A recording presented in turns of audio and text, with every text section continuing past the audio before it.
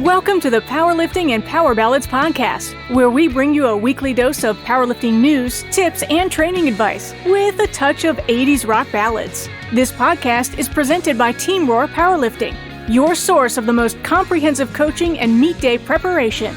Here are your hosts, Josh Rohr and Laura Sturm. Welcome to the Powerlifting and Power Ballads podcast. I am one of your hosts, Laura Sturm. And I'm Josh Rohr. Welcome to episode 42. Woohoo! 42. So just as a reminder, we stream live while we record each episode. Join us every Monday at noon Eastern Time on Instagram, live at PL Ballads Podcast to join in on the conversation. Also check out Team Rohr on Instagram for all of your powerlifting coaching needs. Woohoo. Woohoo. So this weekend was the Georgia State Championships. Yeah, awesome. That was the first one I've missed, and I really was bummed to miss it. Yeah, it's a fun meet. I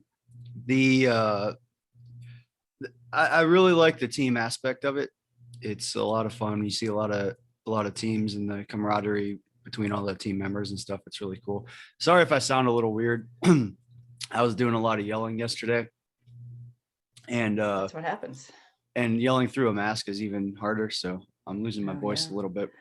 So who were the teams that turned out for the competition? So there were 5 teams this year. Team Explosive, 5. I mean, so Team Explosive is, I like them a lot. They have, they always have a bunch of youth lifters, and they're always ridiculously strong.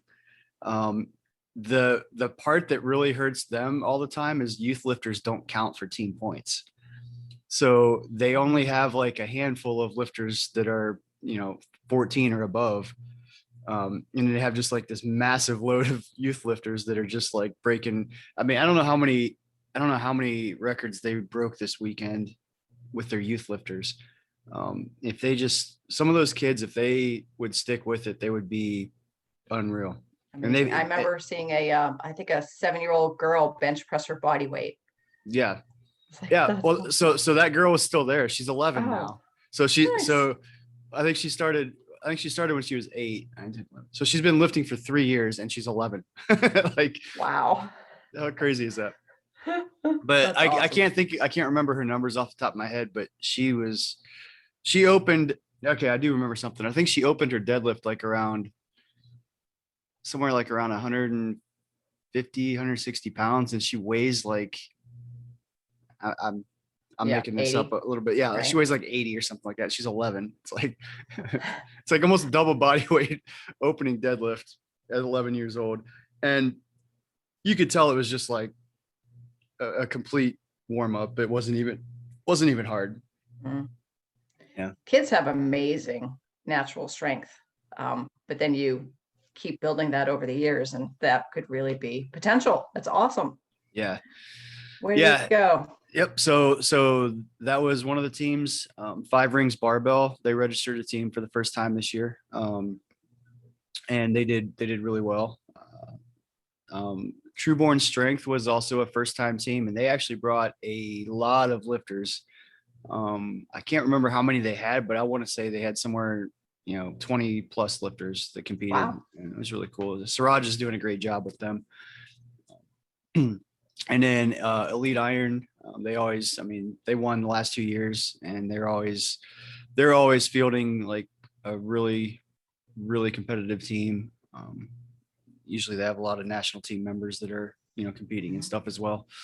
And then we were the 5 teams. Awesome. But who won? So we won this year. Hey. Yeah, we finished.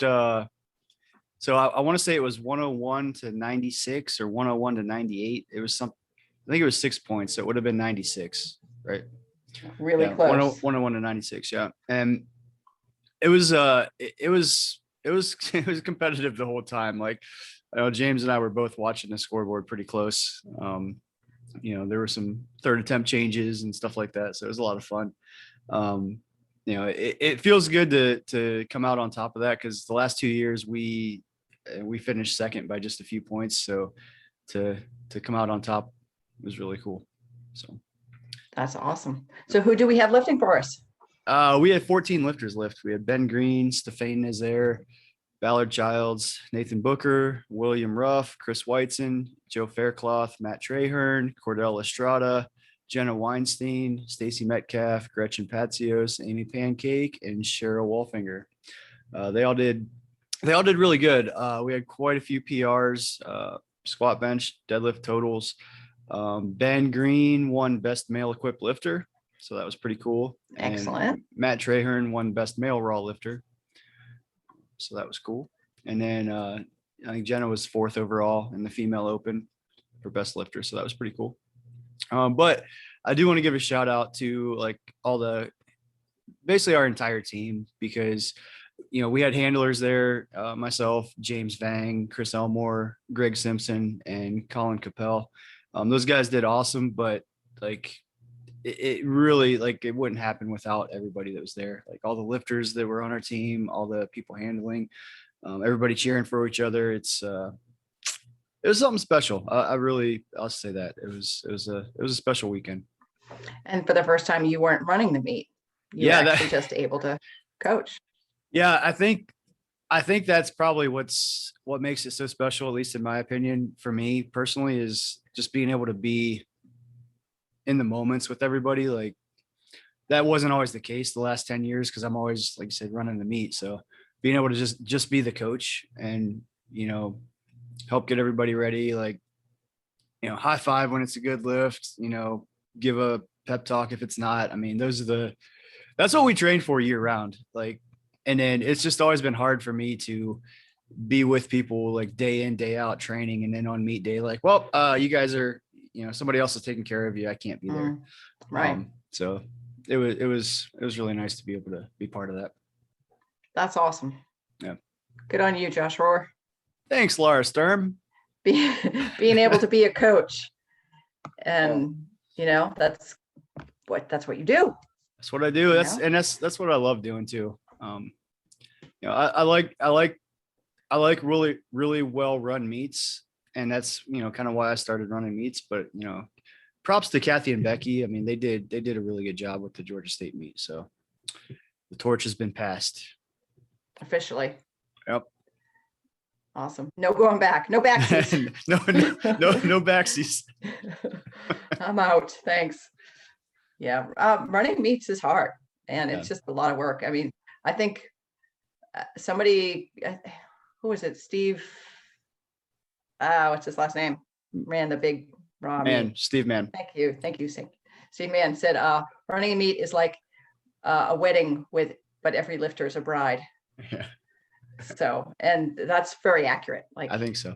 Everybody wants their meet to go perfect. I had somebody who sent me an email about a meet that happened over a year ago, saying, y'all got my placing wrong. I got 3rd instead of 4th. And, it's a year ago. And I'm like, well, you didn't notice this for a year? I didn't notice it for a year, and I didn't get her the right medal, and I don't have that medal now to give her. So, things happen, and you really want things to be completely right, and people really care. Yeah. Like a year later that something got messed up. Yeah. And I honestly can't tell you what it was. Don't know. And sometimes it's just how you put in a variable in the scoring sheet. Yeah. That, throws things off, and you don't realize it. And then somebody points it out a year later. Yeah. Yeah. So doesn't keep me up anymore, that stuff, because I'm also out of running meets, and I'm probably never going back. So well, I'm going to go back. I'd love to get back to the platform, but yeah. Yes. Wait, say that one more time. I'd love to go back to the platform, but let's make it happen. Not as a I didn't hear anymore. I didn't hear any more buts. Not as a meet director. That's all.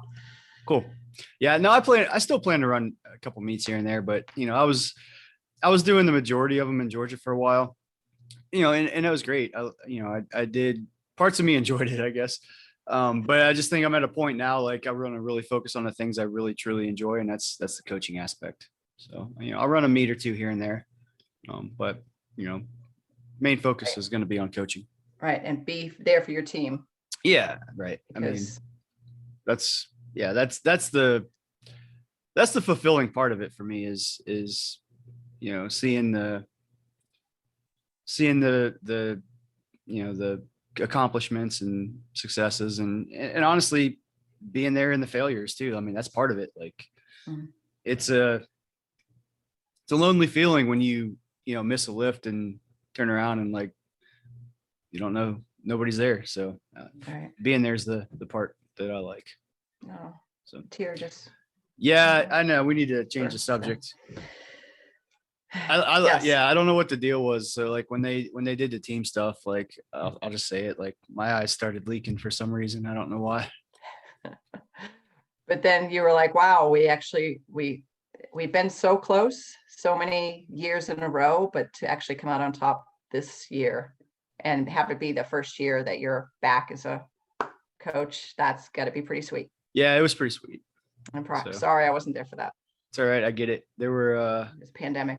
Yeah, pandemic, and there's a lot of people there. It was pretty crowded, so it was a little bit uncomfortable with the amount of people like crammed in there. But I think, anyway, we'll move on. Yep, I'll move on. All right, let's talk about music. And most of these are not power ballads, so that'll keep the emotions at bay too. All right, so we are up to the number 2 80s albums from our listeners this week. So Laura, I'll let you read them, and I'll give thumbs up or thumbs down today. How about that? Ooh, all right. So listeners submitted top 5 albums. We're on week number 2, like Josh said. Queen, the greatest hits. Ooh, I already know what you think about that. 2 thumbs down. Because it's a greatest hits. Because it's a greatest hits, not because of the quality of the songs. Like I love Queen, and I think most of the songs on that album are awesome. And if it was rate the songs on this album, I would give it 2 thumbs up. I would give it 3 thumbs up. I would cut somebody's hand off and steal their thumb, so I could give 3 thumbs up. That's how much I like the songs on there. And maybe that was a great visual. Thanks. It just came to me. But I have a bias against greatest hits albums counting as great albums, so I give it 2 thumbs down. So Ben Green, I'm sorry, 2 thumbs down. Wow, there you go. All right, then I'm going to Chris Elmore. Number 2 was Guns N' Roses' Appetite for Destruction from 1987. That is a great album. I think it deserves to be on this list. I'm not sure I put it at number 2 personally. So I give it 1 thumb up and 1 thumb sideways. So thumb and a half. Thumb and a half. Thumb and a half. Cut your thumb in half. I guess I deserve that one. After that other taking it all too far now. Yeah, I would agree with that. I think Chris's top 5 albums were pretty good actually, but I love his Motley Crue number 4 album, and I'd say that's a better album than Guns N' Roses. Yeah, so Elmore just chimed in on Instagram. He says greatest hits don't count, but he's going to chime in on me giving him a thumb and a half pretty soon. Thumb and a half. He's probably going to give you a finger, a full finger. Yeah, probably. Oh, all right, so then we're moving to Cindi Jaeger. Her number 2 was ACDC, Back in Black. Yep.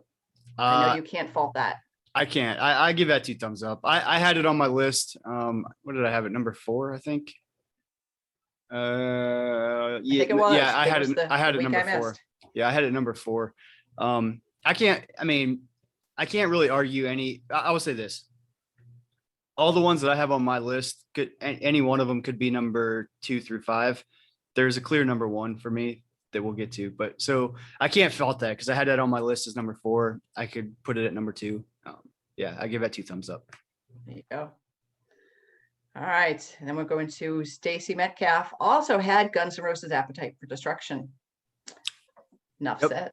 Enough said. Yeah, it is a great album. Me personally, I have a hard time putting it at number 2. It definitely deserves to be on the top 5 for sure.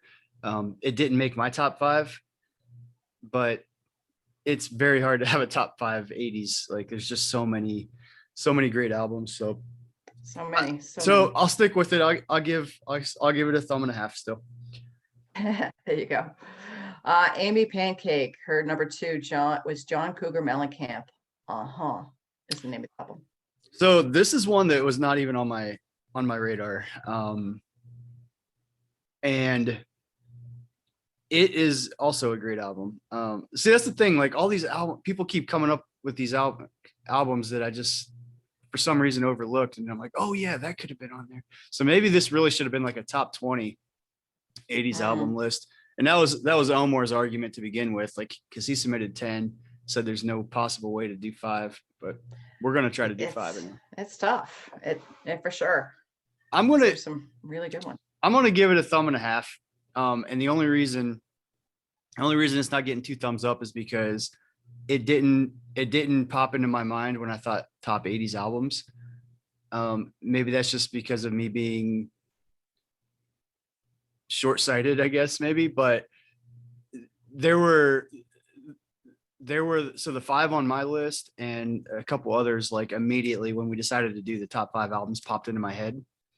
And that's a pretty shitty excuse for not getting 2 thumbs up, because it's a great album, but I'm gonna go with it. 1.5 thumbs. There you go. All right, then moving to Stephen Fortenberry, his was number 2 was Metallica, Ride the Lightning. Great album. That's a great album. I got to give that one 2 thumbs up. Yeah, that's one of those ones I'm like, darn, it should have been in my list. Yeah, and so I love that album, and I love a lot of those songs on there. And the thing is, like, Metallica is not really like, I listen to a lot of like the power ballads and the 80s. I mean, that's the thing. These are 80s songs. So like when you say I love the 80s, like I do love these songs, but it's a little bit heavier than I typically listen to. But I do listen to it all the time. That's the irony. So it's like, wait a minute, who am I really? Who are you really? That's what we're all asking. All right, and we're going to move to Eric Cordeiro. I'm sorry if I'm not pronouncing that right. I suck. Number 2, Sparrer, Shock Troops. I've never heard of that album. I've never heard of it either. So we should have probably done our research before this, but that's really not how we do this. So no, we fly by the seat of our pants. And then if there's something we feel like we should have looked up, we'll maybe do it for next time and talk about it. So yes. I will say this: I'm going to look that album up and listen to it a little bit, because I've never heard of it. I've never heard of Sparrer. So I think it's I'm making this up. I think it's more of an obscure album and artist, maybe, or I'm going to get a whole bunch of messages saying, man, you're an idiot. Could be that, but I've never heard of him either. So maybe we're both idiots. Maybe it's possible. Could be. It's very unlikely, but it's possible. I don't know. It's probably pretty likely, actually. Very nice. So we're not doing our number 2s. Nah, we'll save those for next week. So we'll just go back and forth with our listener submissions one week and ours the next week. We'll milk this. We'll milk it for all it's worth. All right. So we're going to move on to the powerlifting situation. Dun, dun, dun. All right. So here's the situation. Your third deadlift of 325 kilos was enough to move into second place at nationals. So you're at nationals, second place. Pull in 325. You pull it, and it was just about your limit, maybe 5 kilos to spare, but it took a lot out of you. And as soon as the lights came on, got 2 white lights, 1 red, let's say. Just making up extra scenarios. Making shit up now. Yeah, cool. Adding little tidbits. The referees realized, oh no, that's actually not 325. It's 322.5. Oh, that's so unfortunate. So they give you the option of doing a relift at 325, or you can keep the 322 and a half and stay in third. It's the third deadlift. Missing your third attempt means you finish in fourth.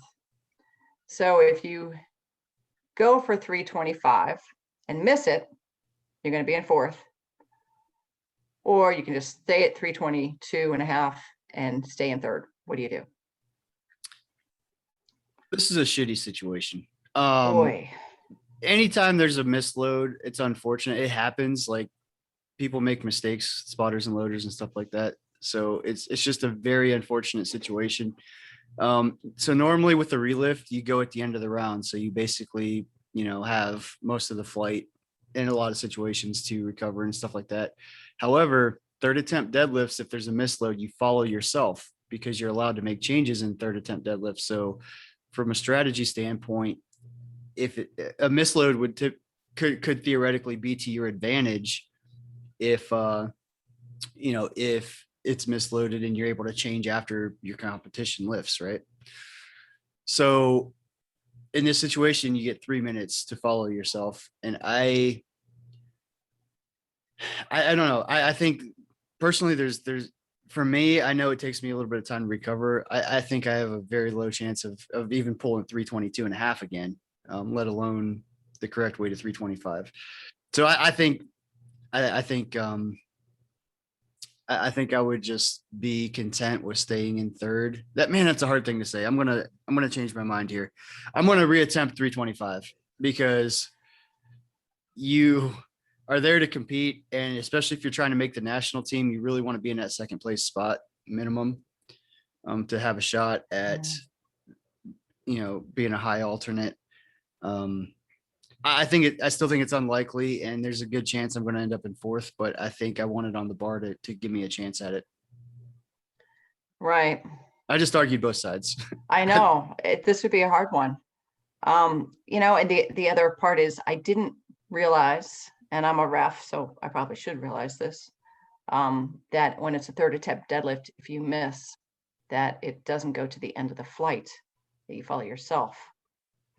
Ooh. Yeah. So that's the bitch. Yeah. Like if it was okay, you're, early in the flight and now you've got a whole 8 to 10 lifters to rest, take it again, I'd be like, yep, absolutely, let's go. I think I had 5 more in me. I think I can do it. Let's go. But following yourself. Yeah. And there's nothing to say that, who knows if I was the last deadlifter of the day, I would still be following myself. So that might not be well, hell, even if I was the third to last lifter, I wouldn't be following myself, but I'd still have that 3 minutes. So it's I don't know. I'm not sure that factor plays as much potentially, but regardless, you get 3 minutes. To me, that's not enough. Not at a heavy deadlift like that. So I don't know. I think now I'm going back again, man. I'm going to reattempt 325. We're there to compete, suck it up and try it. Right. You want to be the high alternate. And just for clarifications, like, you basically forfeit that 322.5 attempt if you take the relift. So it's like it never happened. So you can't try 325 and miss it and say, okay, I guess now I'll take the 322.5. It doesn't work that way. You forfeit it and it never happened. So. That's rough. The funny thing too, though, is the 325 or 322.5 would have to be misloaded unevenly, most likely. Well, not necessarily.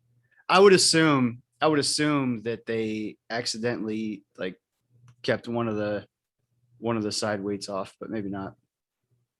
Right. It would be hard to both sides basically be off by 2.5 kilos. Yeah. Right. I mean, if the computer was messing up, maybe. Yeah, maybe. Or maybe there was another change. That's a possibility. Mm-hmm. Maybe there was a change where it was somebody else was supposed to do 322.5 and they made a change to something else. And then I came up at 325 and they had already looked at the next bar load that was supposed to be 322.5. And then it was changed and they just loaded what they remember seeing. So that is a possibility, I guess. Right. Either way, final answer for me, try the 325. Yeah. I'd say if it was a local meet, definitely then it's the local meet and it's like, well, why you're not there to not compete? Well, and the difference is third means your podium.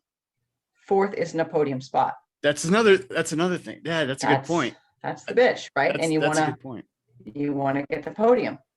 But what good is the podium if you don't have an alternate position? But okay, I don't know. so I think here's the thing. podium's a big deal at nationals.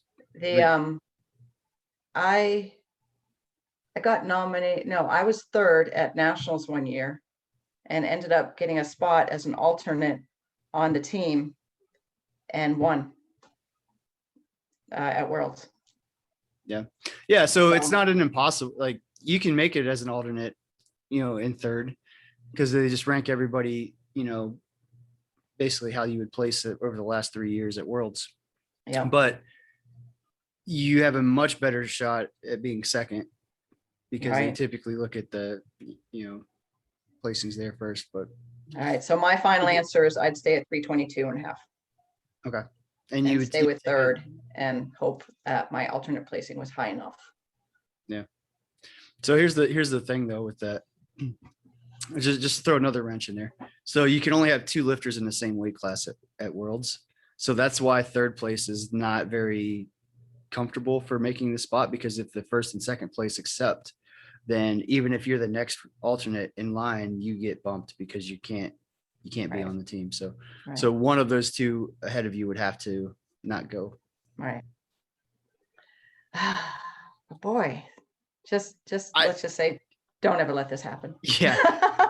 Because it would be horrible. And here's the thing too, as a coach or lifter or whatever, like you can look at what they're loading and double check and make sure it's right. I think a lot of misloads are caught by the coach because, like, if you know your lifter's about to go lift the wrong weight, like don't let them expend the energy to do it, knowing that it isn't going to be what you need, or in some cases, I guess it doesn't necessarily matter. Like if you're doing a third attempt and if it's misloaded 5 kilos light, for example, if that still doesn't change anything, stopping it and messing up the flow of your lifter might not be worth it. Just let them pull 5 kilos less if it doesn't change the placings or anything like that. That's a possibility too. But in this situation, if the coach knew this was the case, then they messed up if they just let it happen.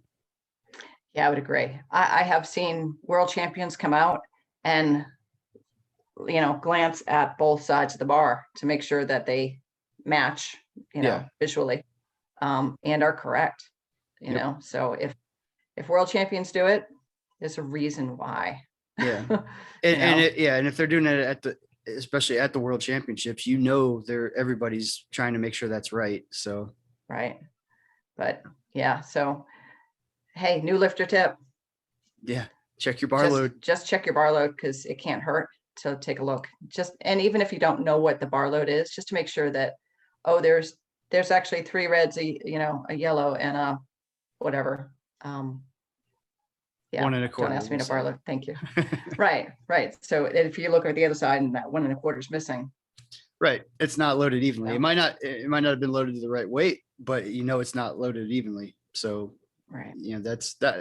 That's probably worse than just being the wrong weight, period, because that can cause some issues tweaking your back or something. Yeah.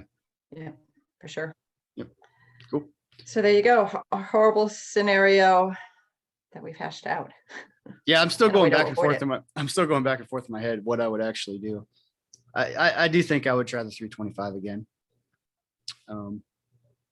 Even though that's the thing though, like I'm already convinced in my head that I'm not going to get it because I know I just won't be ready. So then why even attempt it if I already have my mind made up that I'm not going to make it? Dang it, Laura, this situation sucks. You'd have to get yourself sit yourself on a chair and tell yourself you're doing this. Come on. You'd have to listen to some motivating music. One of the recordings that I've recorded of myself giving myself a pep talk. I don't really have that. You actually done that? No. Okay. So it's like, it's a little scary right now. You really are a psycho. Exactly. Wasn't going to say that, but yeah, we were all thinking that. Here you go. Oh man. Cool. All right. So for next week's episode, where you get to hear Josh go full psycho, come join us, give us a like, rate us on whatever podcast app you're using. Give us a thumbs up, subscribe, and follow us on Facebook. Yes, do that. We'll catch you Do guys that next stuff. time. Do that stuff. Later. Oh, so good. Bye now. Thank you so much for listening. If you enjoyed today's episode of the Powerlifting and Power Ballads podcast, please remember to subscribe and share it with your friends.